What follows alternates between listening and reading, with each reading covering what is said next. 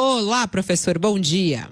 Bom dia, você sabe que eu fico ouvindo você falando sobre em São Paulo e vejo as notícias, vejo no mundo digital, ouço a tua conversa com o Fernando, com a Lídia, eu fico lembrando daquela clássica frase: ao redor do buraco tudo é beira, viu?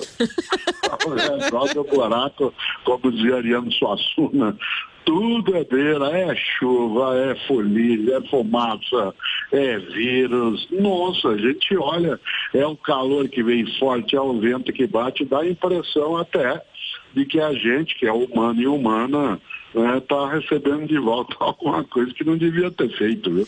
Então, professor, nos últimos dias o noticiário tem sido dominado por isso, né? As queimadas no Pantanal, batendo recorde no mês de setembro, as queimadas em São Paulo dobraram nesse primeiro semestre do ano, as queimadas na Amazônia, aí a gente tem a informação da chuva preta que vai causar aqui, que vai acontecer aqui talvez amanhã.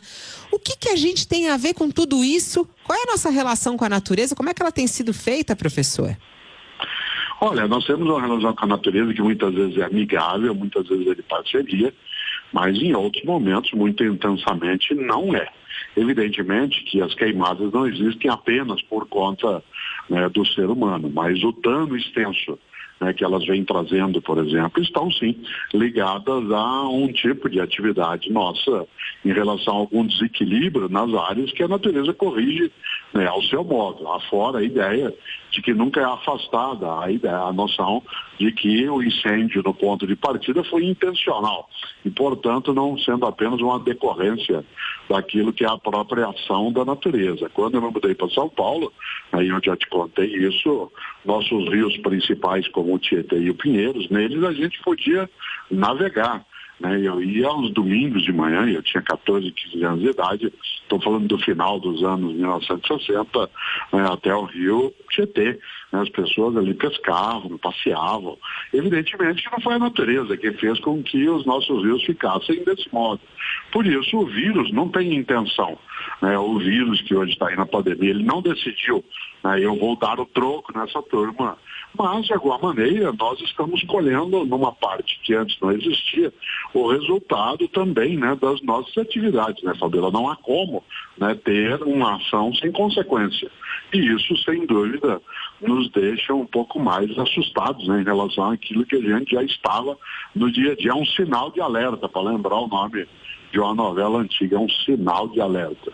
Professor, quando a gente vê ali, as queimadas, a gente vê as imagens que são muito impressionantes, a gente se sente tão impotente, porque o que eu posso fazer em relação àquilo, Mas quando a gente vai pesquisar, tem muita coisa que a gente pode fazer, professor, no nosso dia a dia, Claro, seja em relação ao nosso cuidado com a própria natureza, o nosso meio ambiente, seja a recusa daquilo que eu há muitos anos chamo de biocídio.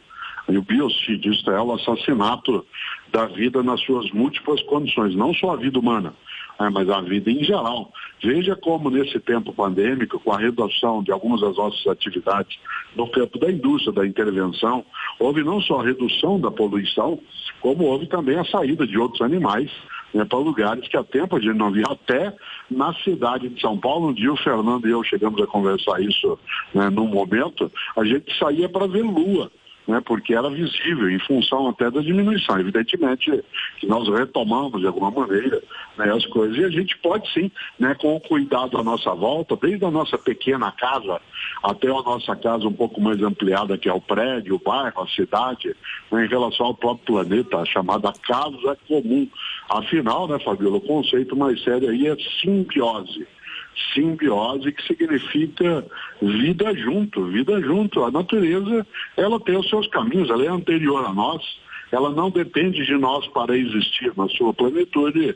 Nós não podemos ser aqui intrusos e intrusas. Por isso, você lembrava, o que a gente pode fazer?